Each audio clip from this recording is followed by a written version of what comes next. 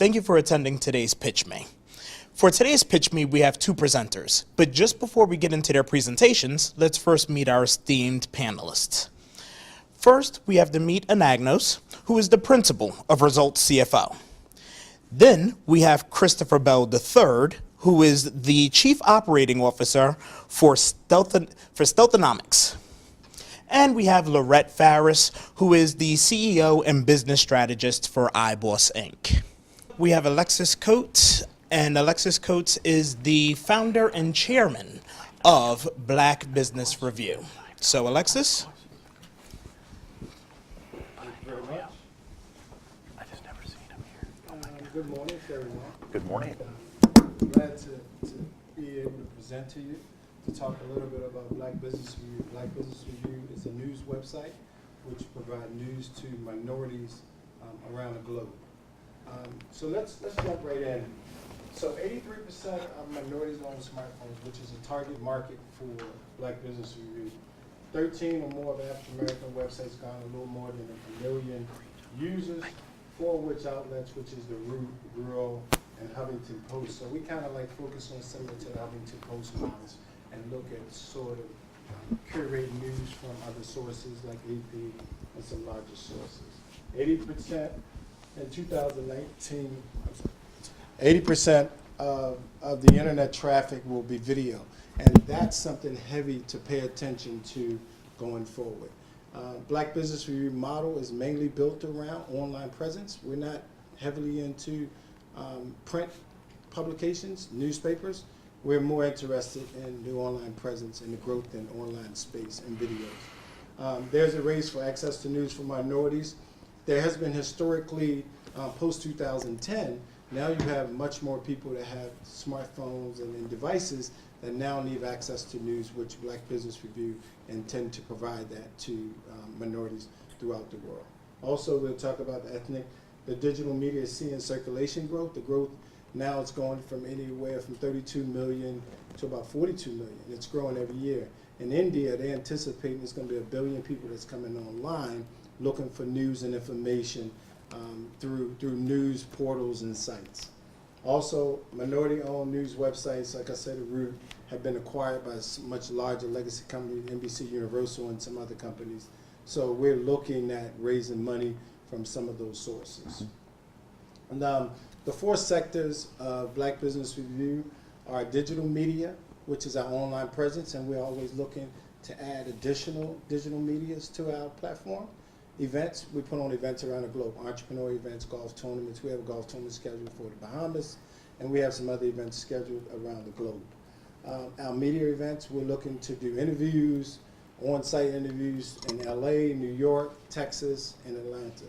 So we're looking to grow. And then we do some BBR, which is the Capital Holding Company. We'll do some additional publishing for Black Business Review. What's more important here now is we curate 65% of our information comes from AP. So we pull our news directly from AP. We run our stories. We run anywhere from 14 to 16 stories a day. We keep feeding the stories every day. We run in morning email 3 times a week. We send out. We run advertisement and other sorts inside of these emails every morning. And we send this email out to large sources. So we get Black PR news. We also add sources for Black PR. And we have original content from about 8 different publishers and editors who send us information. We publish that information on a daily basis. Some of the sectors within the website that we have built and Black Business Review is we have a business section, technology, entertainment, education, opinion, and then people on the move. And people on the move are people who are making changes in the community that don't get picked up normally by mainstream, and we'll try to pick them up. As you see, you have some larger people here. Reggie Smith down in Texas. So we try to cover events and then we had healthcare in the next month.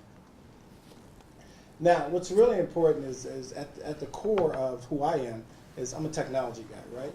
And to drive traffic is coming to these online sites through web portals and these social media sites, right? So we're getting anywhere from 19 to 20,000 every 14 days. We're constantly bringing in traffic. And we have a number of sources in the way in which we bring in traffic, right?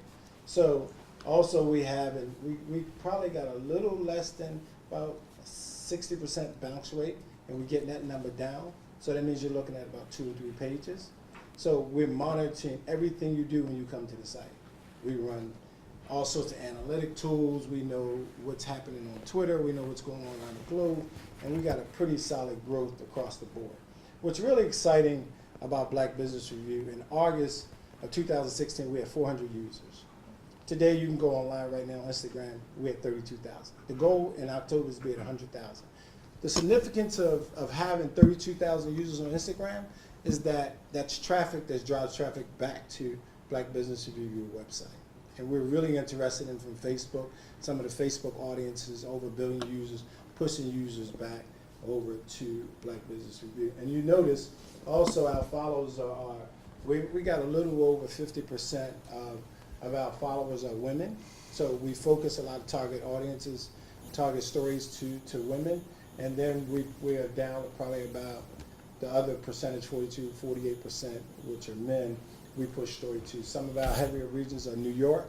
We get a lot of traction out of New York, Atlanta, and Texas.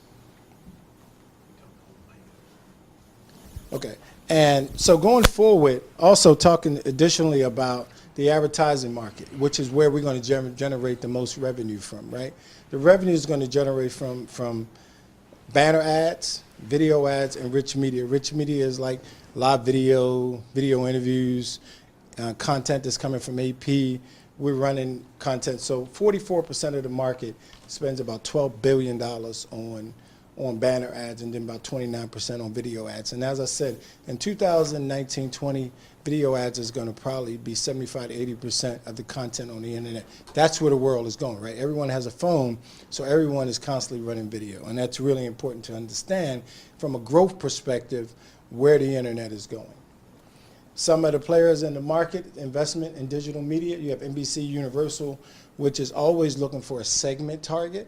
And our exit strategy is outside a 3 to 5 year exit strategy. Build it up as much as we can and look to sell. NBC Universal put out about $200 million in 16. NBC Universal put out about $100 million in 15. And then you see some other additional private equity firms. And if you notice some of the basic stories, Huffington Post was sold for $325 million and went on AOL's book for $1.2 billion. Mm-hmm. So we have a target audience. We're looking to build out and broaden our target audience, and then we're looking to sell.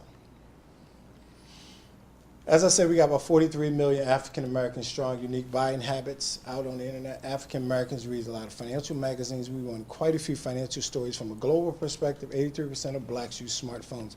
That's the new audience that's available that no one has really figured out how to access the new user that's in the inner cities, that now everyone has access to information. And whoever can figure out how to get there the quickest and the fastest is going to build out fastest. And then here's some of the competition: Black Enterprise, The Root, Grill, and then Huffington Post. Huffington Post, which is now an AOL product. And mm-hmm. Just checking yesterday, they're now at $1.7 billion in value, right? So the growth is there. I am, at the core, I'm a software guy. I was recruited by the military at a very young age, at 16. I build platforms. So what I do is I build sort of database platforms, software, security, and I curate data into one place and I disseminate it quickly. So I'm pretty good at understanding how technology works from a growth standpoint. Also, we talk about some of our web stats: a little over 19,000 website views, 32,000 Instagram users, 45,000 website sessions and multiple interactions, 19,000 website users that approach it. We send out about 750 daily email subscribers, and we've already secured, within the first 4 months of being in business, we've been around about 9 months, we secured our first round of funding from Harbor Bank, right? They came in as an equity partner. No debt, no security funding. They are an investor in Black Business Review. They came as their first money in. And we're talking to them now about coming in again for another round. We're also talking to Bank of America about coming in for another round. All right? That's excellent. The presentation. I may have kind of zoomed through that, but I'm open to answer questions. You talked about how you are looking at this as for minorities, not just African Americans, Right. correct? And then you talked about Africans in general, just African Americans, as I noticed that's a very target audience just to the United States of America. Okay. We're talking about a much broader context of Africans. Okay, so, but you also talked about how many people are going to come on board in India. Yes. So my question is, do you think that the name Black Business Review would pigeonhole you into just one minority group, as opposed to maybe having it the Minority Business Review and have segments or silos for Black business or for Africans, for Indians, and other minority groups? That's a very good question. So the interesting part about the question is the platform which we built on. We built on Joomla. We run another site called United Minority Press. So we have multiple sites, right? Okay. And we curate our data, and we curate our data out to all sites as quickly as we can, right, on a daily basis.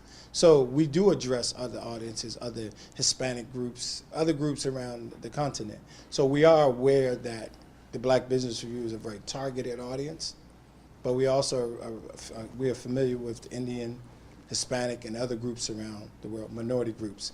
So we're interested in targeting all of those groups from a web-based application standpoint. And is the content for the Black Business Review,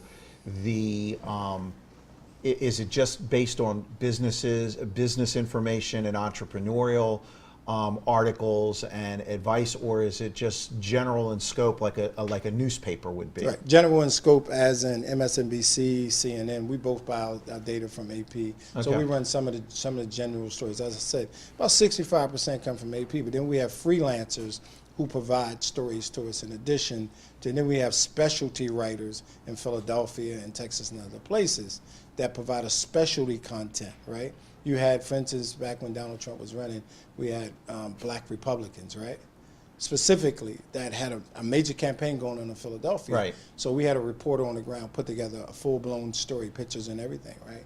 So we do have target audience we go through where AP has a different focus. They give really good quality stories, high quality photos, which is really important for your phones and things like that. We pay close attention to that. That gets some of the bigger hits on the internet. Right. Alexis, glad you're here. Thank you very much. Outstanding presentation. Had a couple of quick questions. Sure. I'm perceiving, and I need your authentication or definition on what I define as basically a serial aggregation of content and data. Yes. Okay. Okay. When I look at that proliferation of information that's coming from standard mainstream sources, and you're presenting that on your platform. Yes. My question as an investor is, what's stopping a 21-year-old to set up their own infrastructure to pull those same feeds and proliferate information that actually mirrors Griot and Huffington Post and the rest of those guys? Help me out. So that's a good question. So AP curating data, one, is a little bit expensive for the guy in the garage. Okay. He could do it, but it's a little expensive for you, right? Strictly content from Black PR. Anyone can get data from Black PR, which Right. we're interested in sort of from from an acquisition standpoint. We like that as a target, right? So aggregating that data, but we also have a proprietary back end built in Joomla, our own SQL server box we have in the back end. So it's one thing, the way these sites work, AP work, you go into their site, you pull a story and you publish. Right. Not in my case. In my case, that content is landing in my space. So basically, all I got is click and turn on and release.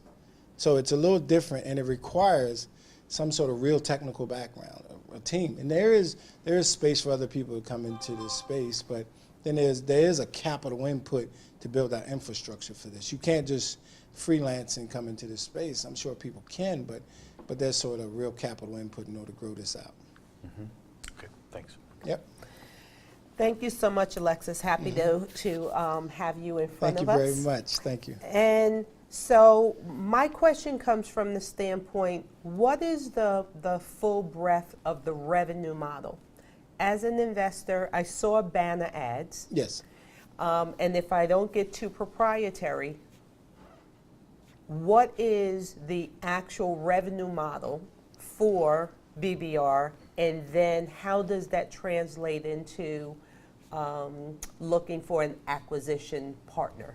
Yes. So the prime revenue driver here is ads, right?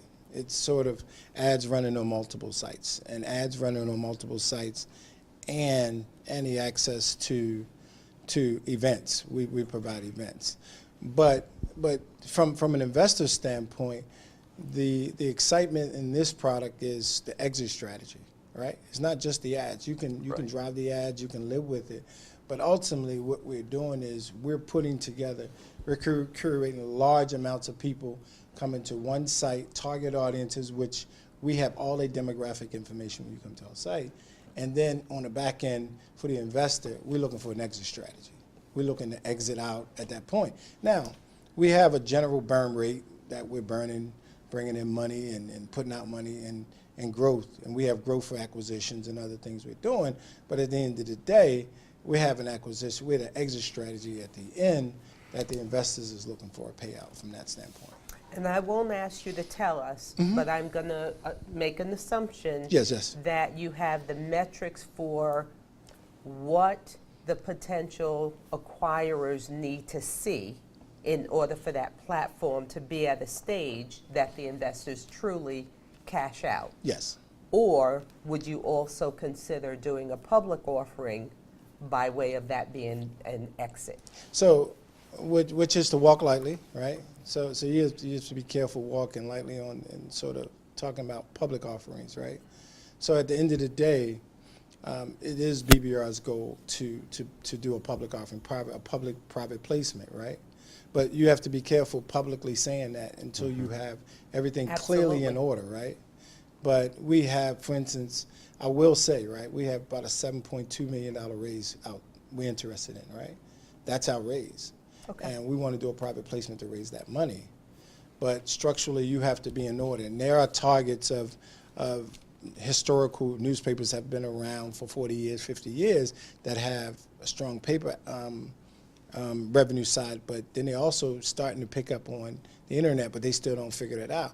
That's a piece of the pie we like. We like that part of the pie. That's the online presence. You may have 600,000 distribution, but you may have 300,000 online. We want that 300,000 online. So we want to build that whole pie up into a media company and then exit on the back end. NBC Universal and some of the other players in the game.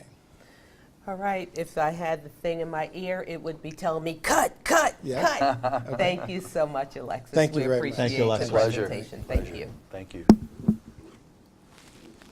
Thank you, sir. All right, so we had two great presenters for today's show. Next show will be May 9th. I would like to take this moment to go on and thank the panelists for taking their time to listen to the amazing pitches that happened today. And hope to see you on the next Pitch Me event. Thank you so much. Thank you. Thank you. Okay.